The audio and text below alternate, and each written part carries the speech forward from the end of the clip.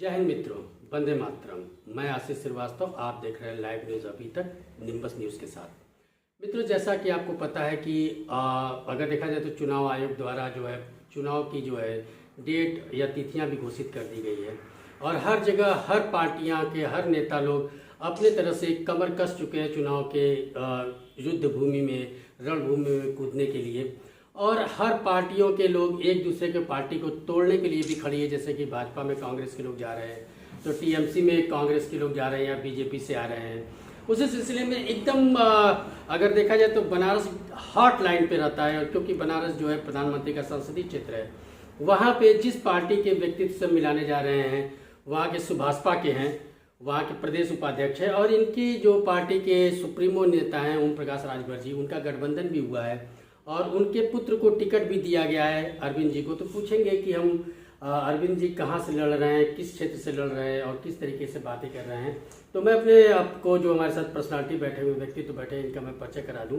ये प्रदेश उपाध्यक्ष है सुभाषपा के, नित्यानंद पांडे जी। तो इनसे हम करेंगे। और सबसे बड़ी जो बात चल रही है कि कल रात को, देर रात को जो है कि पूर्वांचल के बाहुबली कह सकते हैं या कुछ लोग उनको माफिया भी कहते हैं, कुछ लोग उनको रॉबिन हुड की उपाधि देते हैं। जी, यहाँ से ही समझ रहे हैं, मैं मुख्तार अंसारी की बात कर रहा हूँ। उनका जो है हार्ट अटैक आने से बांदा के जेल में उनकी मृत्यु हुई है। इस पे भी बात करेंगे, लेकिन ये बात हमारे लिए गौड़ हो जाएगी, क्योंकि यहाँ पे बात किसी की मृत्यु पे बात करना उचित नहीं रहेगा, जैसा कि हमारे जो प्रदेश उपाध्यक्ष जी कहे हुए भी हैं।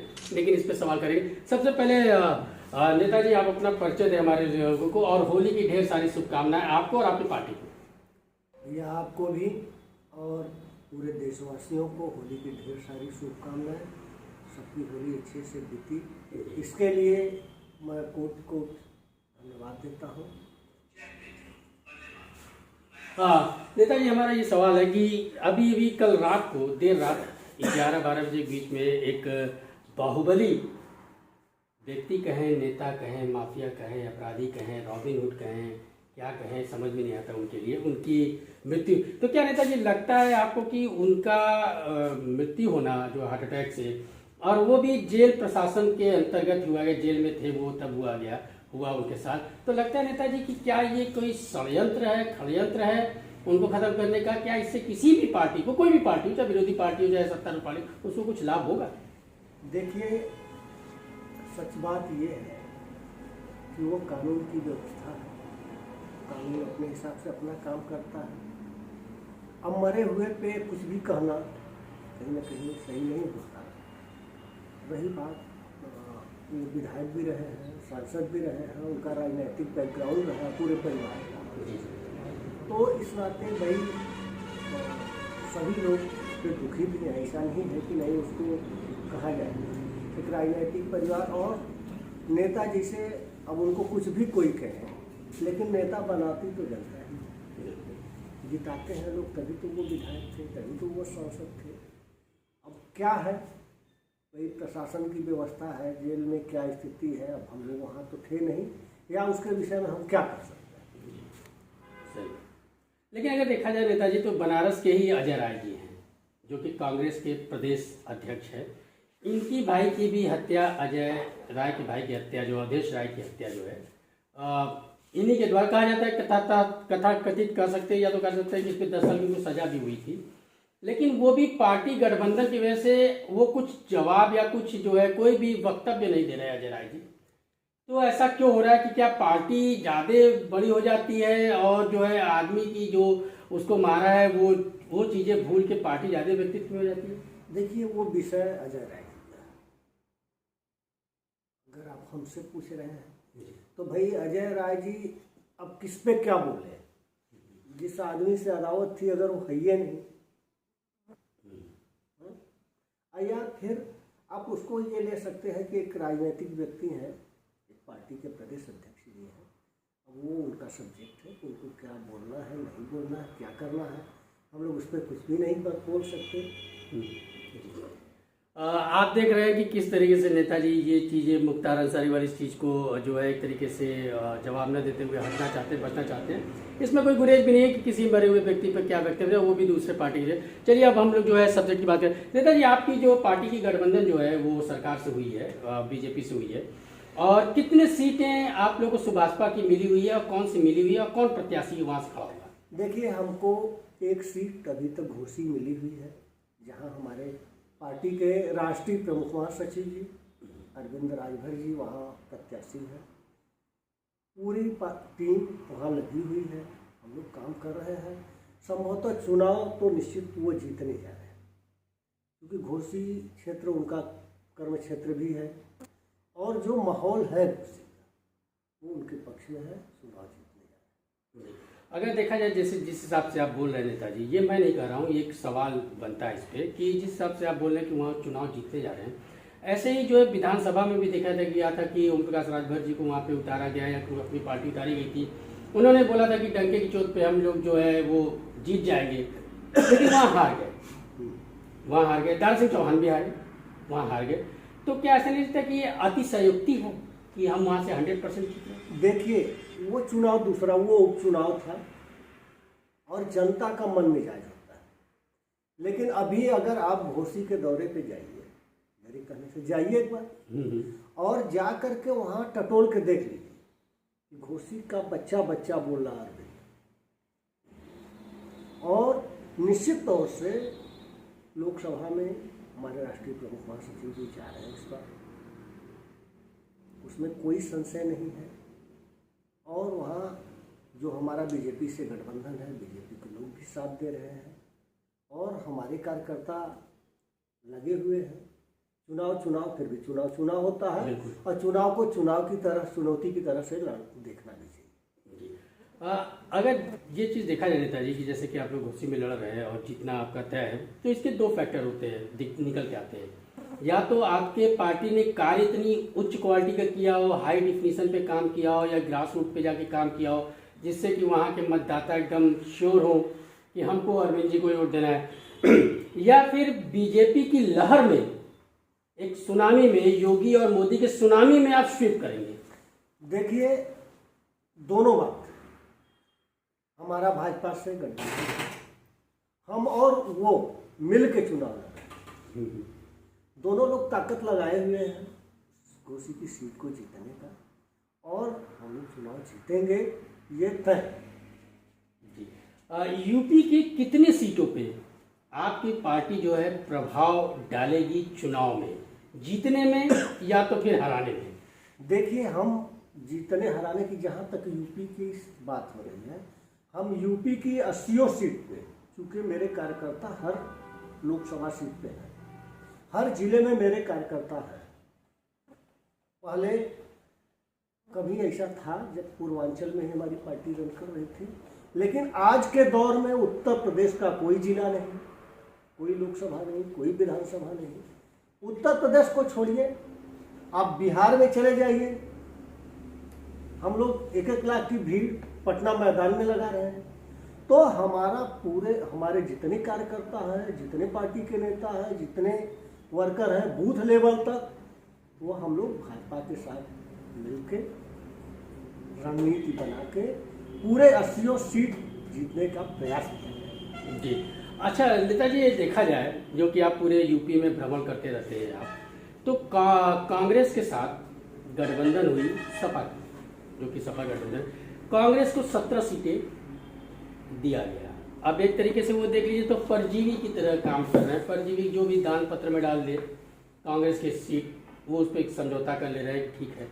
लेकिन जो सपा के अपने उम्मीदवार हैं, अगर हम 65 सीटों पे बात कर लें तो सपा के अपने जो उम्मीदवार हैं, तो क्या आपको लगता है कि वो बीजेपी को टक्कर दे सकते हैं या बीजेपी को टक्कर दे रहे हैं? क्योंकि ऐसा नहीं है कि केवल एक ही वे में काम होगा, उधर से भी होगा।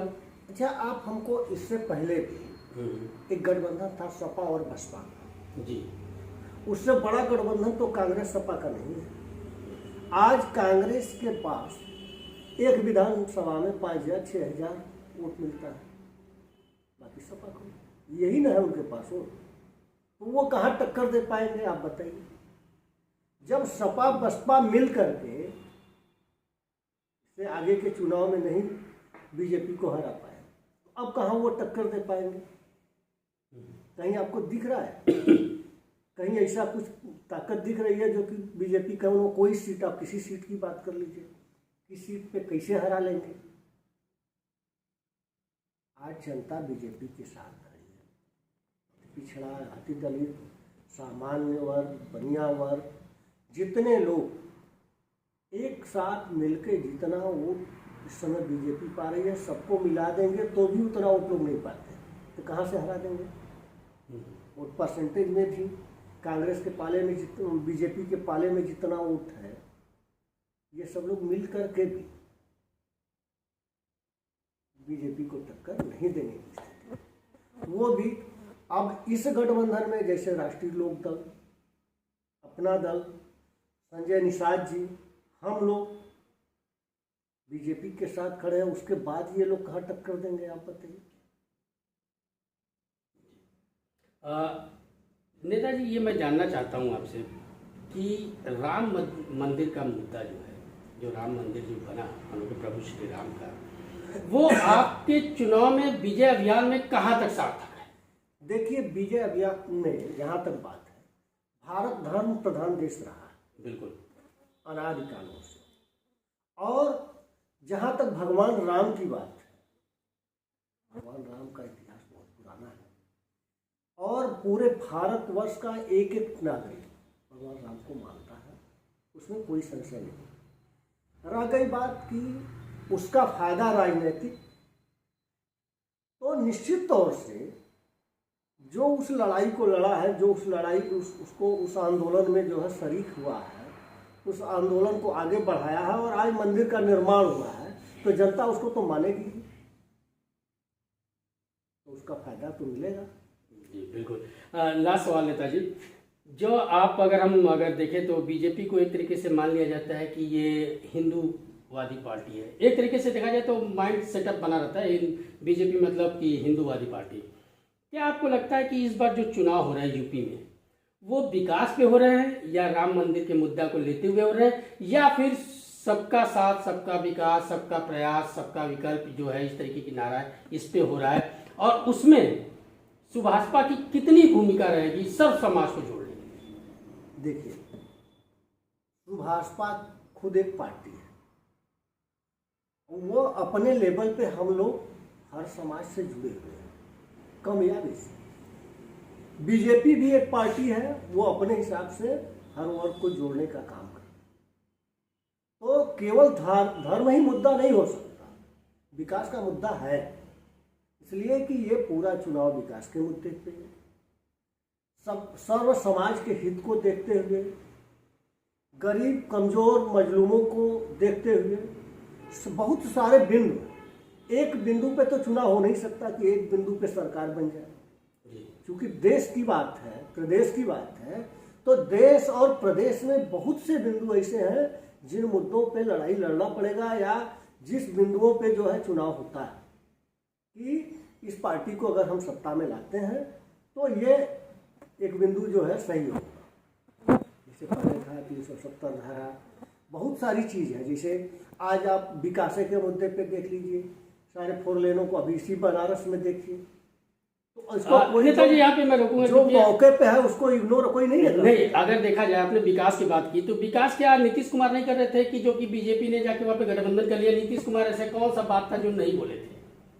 कि उन्होंने एक ऐसी बातें बोली थी, और अमित शाह खुद उसके 1 महीना पहले बोले थे, गठबंधन से पहले बोले थे कि नीतीश बाबू के लिए बीजेपी की, मैं आप अदर पार्टी से, लेकिन पार्टी से आपका गठबंधन है, आपकी पार्टी गठबंधन है, तो इसकी कहीं ना कहीं जवाबदेही, और दूसरी बात अगर प्रदेश उपाध्यक्ष है उस पार्टी के, तो जवाबदेही तो बनती है। तो विकास का मुद्दा रहे कि तुष्टिकरण का मुद्दा है, ये बताएं। देखिए, तुष्टिकरण का मुद्दा ये नहीं, ये विकास का मुद्दा है और सर्व समाज का मुद्दा है, जिससे देश का हित हो, उस पहलू पे आज बात हो रही है। इसीलिए हम लोग भी गठबंधन में साथ गए। हो सकता है कि उसमें नीतीश जी का भी अपना लगा हो, अभी वो सरकार में दूसरी तरफ भी थे, लेकिन उनको हो सकता है लगा हो इधर जाने पे ही जो है सबकी भलाई है, तो वो भी जुड़े हैं। और राजनीतिक पार्टियां जब चुनाव आता है तो कुछ लोग इधर से उधर और उधर से इधर, जी बिल्कुल, ये स्वाभाविक है होना। अभी कांग्रेस से आप देखिए, वो तो एक दल है, गठबंधन की है, लेकिन अभी आप देखिए कांग्रेस से कितने लोग बीजेपी में है, अभी बहुत लोग बीजेपी से जा रहे हैं। वो हर चुनाव आने के बाद हर पार्टियों में थोड़ा बहुत इधर उधर होता है, नेताजी, जो कि हम लोग का चुनाव बहुत नज़दीक आने जा रहा है और शुरुआत भी होने जा रही है 19 अप्रैल से, तो क्षेत्र और देश की और राष्ट्र की जनता को क्या आप संदेश देना चाहेंगे लोकतंत्र के लिए? लाइव डेमोक्रेसी, मैं अपने मित्रों से भारत लाइव डेमोक्रेसी, देश के एक एक व्यक्ति से कहूँगा कि जो ये वोट का अधिकार है जो उनको मिला हुआ, यही एक ताकत है जिसके बल पे देश के नेतृत्व देने की क्षमता है हम लोगों के अंदर। इसका पूरा उपयोग होना चाहिए और सभी लोग वोट करने के लिए घर से सभी लोगों को निकलना चाहिए और अपने प्रत्याशी लाइव न्यूज़ के लिए आपने समय दिया नेताजी, उसके लिए धन्यवाद। धन्यवाद आप लोगों को कि आप लोगों ने हमको समय दे करके हमारी बातों को लोगों तक पहुंचाते हैं, इसके लिए आप लोगों को बहुत धन्यवाद आप लोगों को। अभी आप देख रहे थे नित्यानंद पांडे जी को कि जो कि प्रदेश उपाध्यक्ष सुभाष पाके, ये कर्मठ व्यक्ति और नेता तो ही, लेकिन उससे पहले जो है ये एक समाज सेवक है। और मित्रों, मुझे ये कहने में बहुत फक्र हो रहा है कि मैं जर्नलिस्ट जब बना या जर्नलिज्म जब मैंने किया तब से नहीं जानता। ये मेरे विद्यालय के सीनियर भी रहे हुए हैं और मैं इनके सानिध्य में इनके जूनियर बन के मैंने पढ़ा हुआ भी है। और ये कर्मठ व्यक्तित्व है और ये समाज के हर वर्ग के लिए, ऐसा नहीं ये ब्राह्मण समुदाय से आते हैं, लेकिन ये हर वर्ग के लिए लड़ते हैं। और बहुत जल्द जो प्राइड ऑफ बनारस है उस पर ये कवर पेज पे हमारे मैगजीन पे आ रहे हैं, जो आप तक वितरण की जाएगी। तब तक के लिए धन्यवाद, थैंक यू।